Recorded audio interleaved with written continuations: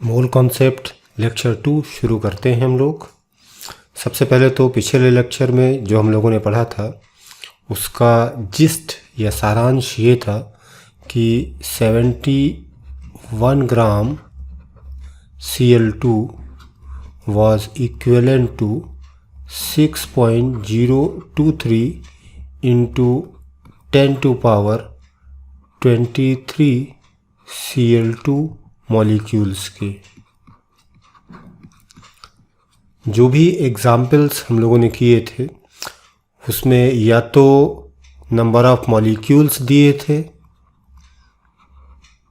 और मास पूछा गया था, या इसका रिवर्स मास दिया गया होगा और नंबर ऑफ मॉलिक्यूल्स पूछे गए होंगे। अब हम लोग इसके आगे चलते हैं। एक और यूनिट फिजिकल केमिस्ट्री में डिफाइंड होती है gram atom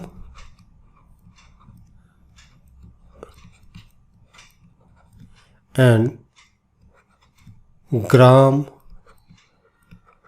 molecule.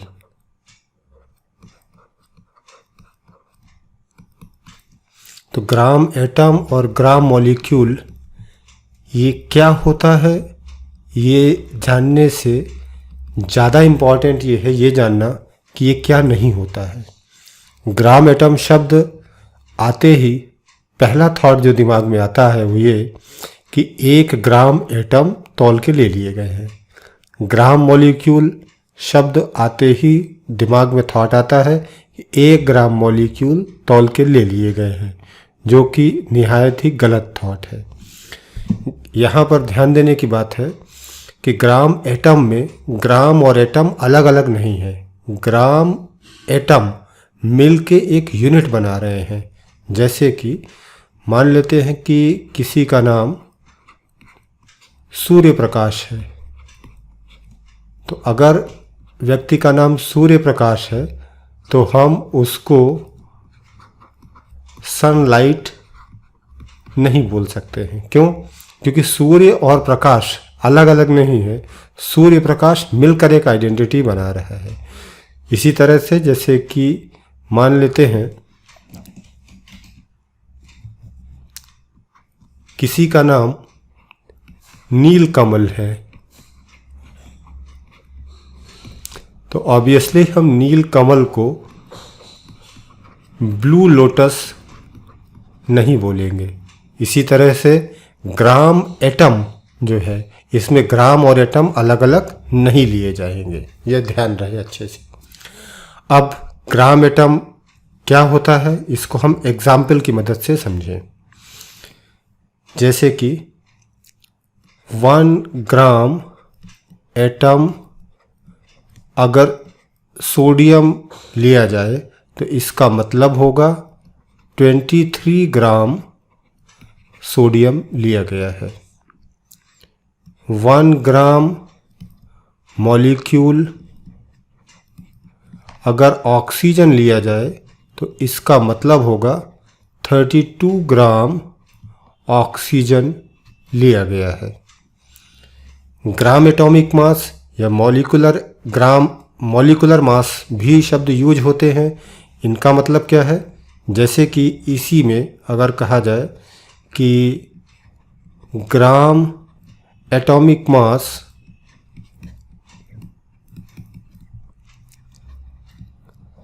Of sodium कितना है, तो हम कह देंगे this is 23 gram.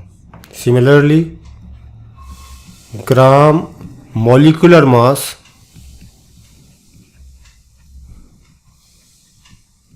Of oxygen, तो this is 32 gram.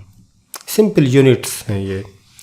1 gram atom sodium का मतलब 23 gram sodium.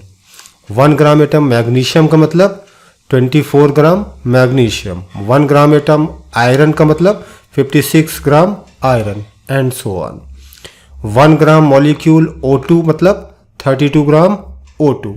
1 gram molecule H2 मतलब 2 ग्राम H2 and so on.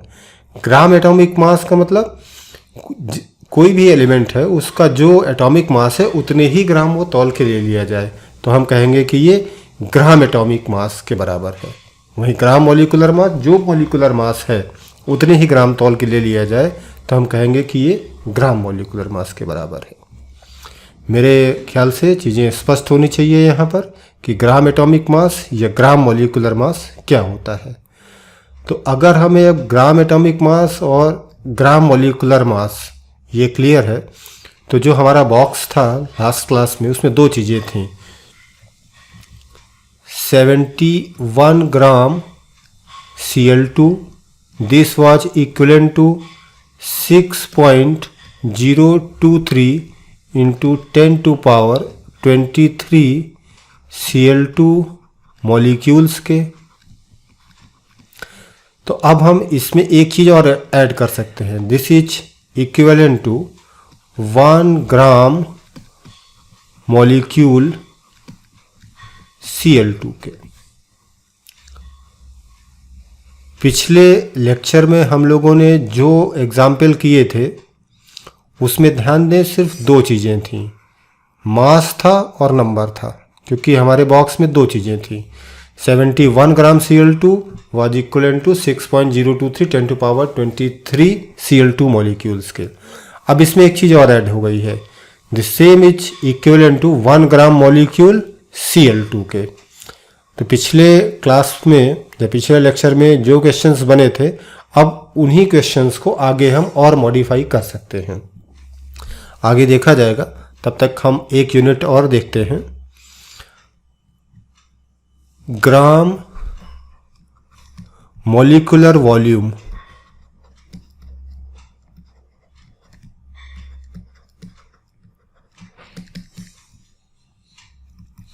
Gram molecular volume समझने से पहले दो टर्म होते हैं, एक होता है एनटीपी और एक होता है एसटीपी।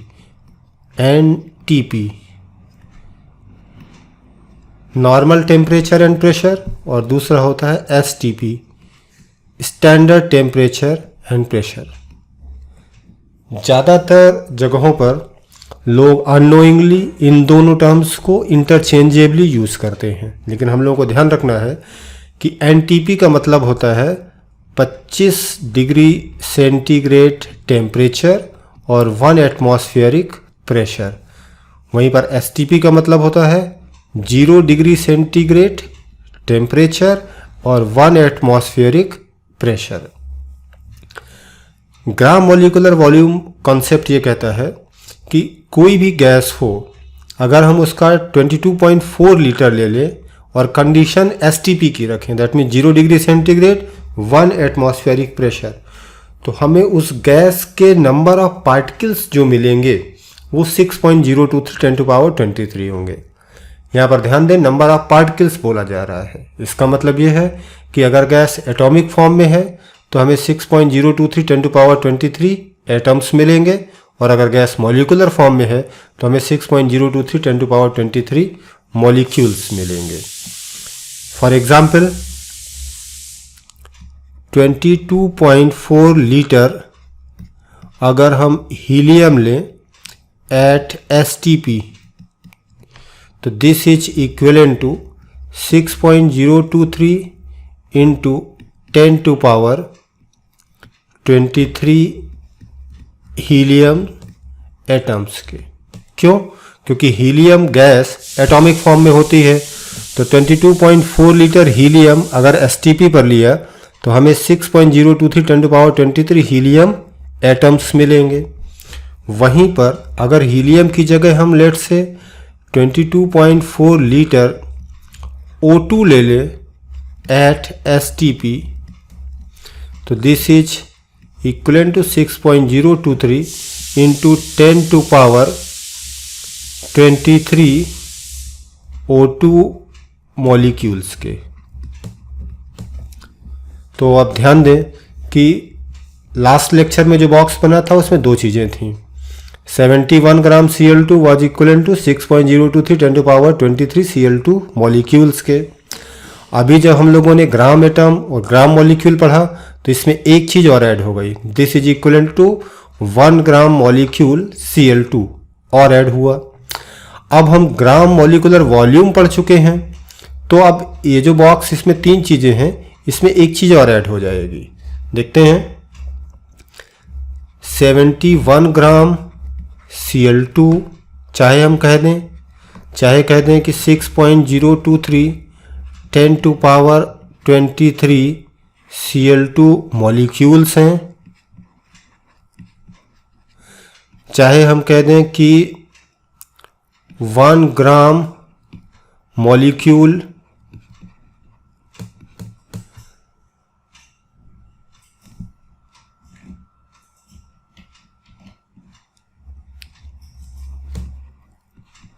Cl2 ले रखा है हमने, चाहे हम कह दें कि 22.4 लीटर Cl2 हमने STP पर ले रखा है। ये चारों चीज़ें एक ही हैं, अलग अलग नहीं हैं, ध्यान दें। इनमें से कोई भी एक चीज़ दी जा सकती है और बाकी 3 में से कोई भी चीज़ पूछी जा सकती है।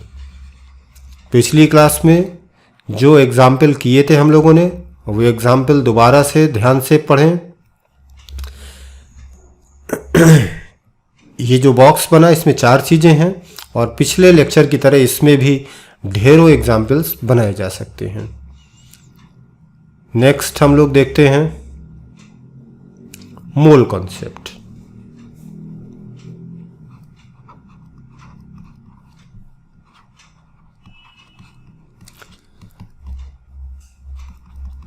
मोल कॉन्सेप्ट देखने के लिए कुछ एक यूनिट्स देखते हैं, जैसे कि 1 लाख।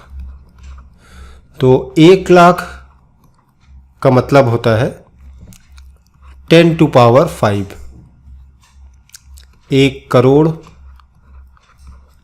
तो this is same as 10 to power 7। 1 million, तो this is same as 10 to power 6। 1 billion, this is 10 to power 9। 1 trillion, this is 10 to power 12।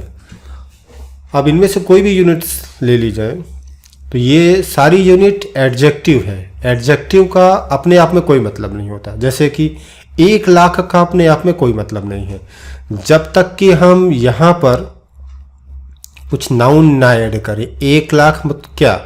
1 lakh रुपया है, 1 लाख आदमी है, 1 लाख एटम है। जब तक यहाँ पर कुछ नाउन ना ऐड होगा, 1 लाख का कोई मतलब नहीं है। अगर कोई नाउन यहाँ पर ऐड हो गया, लेट से 1 लाख आदमी, तो इसका मतलब होगा 10 टू पावर 5 आदमी। अगर हम कहें कि 1 लाख रुपया है, तो यहाँ पर 10 टू पावर 5 रुपया हो जाएगा। सेम यही चीज़ सारी यूनिट्स के साथ है। जितनी भी ये यूनिट है, ये सब एडजेक्टिव्स हैं। एडजेक्टिव का अपने आप में अकेले कोई मतलब नहीं होता है, जब तक कि वो किसी नाउन के साथ ना एसोसिएट हो। तो जिस तरह से इतनी सारी यूनिट्स हम लोग पहले से जानते हैं, सेम वैसे ही एक यूनिट केमिस्ट्री में और अब पढ़ लेते हैं। This is 1 mole and this is equal to 6.023 10 to power 23। Simple. 1 mole कुछ भी, 1 मोल एटम मतलब 6.023 10 to power 23 atom. 1 mole molecule अगर लेते हैं, तो that means 6.023 10 to power 23 molecule हो जाएंगे। 1 मोल अगर हम रुपया लेते हैं, तो इसका मतलब इतने नंबर ऑफ रुपया हो जाएगा। 1 मोल आदमी की बात करें, तो इसका मतलब इतने मोल, इतना नंबर ऑफ आदमी हो जाएंगे। तो अब अभी जो बॉक्स हम लोगों ने देखा था, उसमें 4 चीज़ें थीं, तो क्या अब एक 5वीं चीज़ भी ऐड हो जाएगी? निश्चित रूप से। तो ये ऐड करते हैं हम। तो अब हमारे पास जो बॉक्स मिल रहा है, उसमें 71 ग्राम Cl2 हम चाहे तो कह दें, चाहे हम कह दें कि 6.023 10 टू पावर 23 Cl2 मॉलिक्यूल्स हैं, चाहे हम कह दें 1 ग्राम मॉलिक्यूल Cl2 है, चाहे हम कह दें 22.4 लीटर Cl2 एट STP है, चाहे हम कह दें कि this is equivalent to 1 mole Cl2 molecules हैं, बात बराबर है। ये बॉक्स ध्यान से देखें, जितना भी मोल कॉन्सेप्ट है वो सारा का सारा इसी बॉक्स में समाहित है।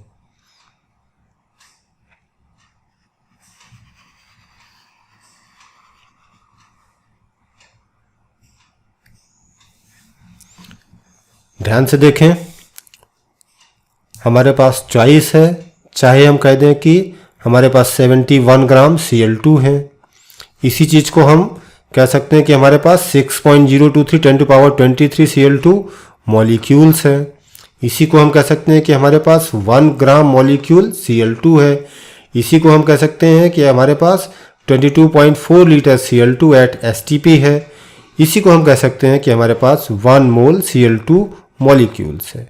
बात बराबर है, बात वही है, बस अलग अलग तरीके से इसको कहा जा रहा है। अब इस बॉक्स में 5 चीज़ें हैं, कोई भी एक चीज़ दी जा सकती है और दूसरी चीज़ पूछी जा सकती है। जैसे कि फॉर एग्जांपल यहाँ पर देखें, 1 मोल Cl2 STP पर वॉल्यूम कितना है 22.4 litre, that means 22.4 litre Cl2 पर वॉल्यूम अगर है तो हमें 1 मोल Cl2 के मिल रहे हैं। क्वेश्चन पूछा जा सकता है कि 10 लीटर Cl2 अगर हमारे पास STP पर है कितने मोल होंगे। दूसरा देखें, 22.4 लीटर Cl2 अगर STP पर है तो मॉलिक्यूल कितने हैं 6.023 10⁻23। पूछा जा सकता है कि 10 लीटर Cl2 STP पर हो कितने मॉलिक्यूल होंगे Cl2 के। 22.4 लीटर Cl2 अगर STP पर है तो मास कितना है हमारे पास 71 ग्राम। तो यही पूछा जा सकता है कि भाई 10 लीटर अगर Cl2 है तो मास कितना होगा Cl2 का। ढेरों क्वेश्चन जितने चाहे उतने बना सकते हैं इस पर। तो ये क्वेश्चन वाली एक्सरसाइज हम लोग नेक्स्ट लेक्चर में करेंगे। अभी पहले 2 लेक्चर में सिर्फ मोल कॉन्सेप्ट का थ्योरी कवर किया गया है, बिल्कुल बेसिक। तो अगर जो भी सीरियस स्टूडेंट्स हैं वो इन दोनों लेक्चर्स को बार बार देखें। अगर फिर भी कोई डाउट है तो आप कमेंट सेक्शन में पूछ सकते हैं। नेक्स्ट लेक्चर में हम लोग इन्हीं दोनों लेक्चर्स पर बेस्ड प्रॉब्लम्स अटेम्प्ट करेंगे। मुझे इतना ध्यान से सुनने के लिए धन्यवाद। ऐसे ही लेक्चर्स के नोटिफिकेशंस आगे प्राप्त करने के लिए आप इस चैनल को सब्सक्राइब करें।